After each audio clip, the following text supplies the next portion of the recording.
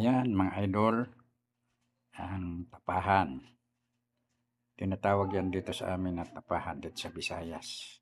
Diyan niluluto ang mga biniyak na niyog para gawing kupra mga idol. Tingnan yung ilalim mga idol. Oh.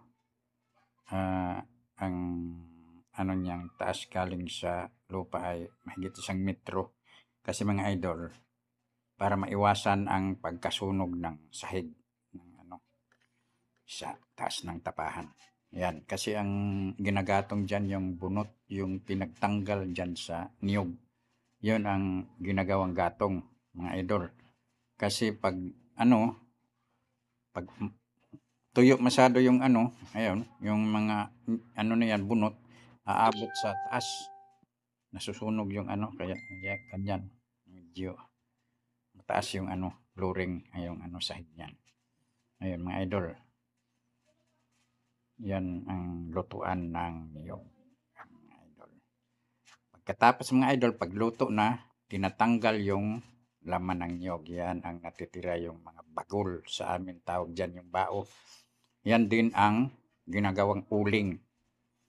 Pagkatapos, pag during rainy days na basa yung bunot, yung ginagatong yan, yung bagol na yan, kaya walang mauling. Mabuti na lang kung talaga, kung mainit ang panahon kay hindi basa yung bunot. Yun ang ginagawang panggatong. Maganda rin igatong yung bunot kasi andahan ang luto ng Sa ibang mga lugar mga idol, ang ginagamit nilang pagluto ng ng kupra ay tinatawag na horno. Ayun mga idol, yun ang pinaka high-tech na kasi init lang ang umabot doon sa kuan. Malayo ang yung gatong, pagkatapos ang init dinadala doon. Halimbawa ganyan, doon sa may unahan, mga 3 meters galing dito sa sa gatong, nandoon yung mga kopra doon.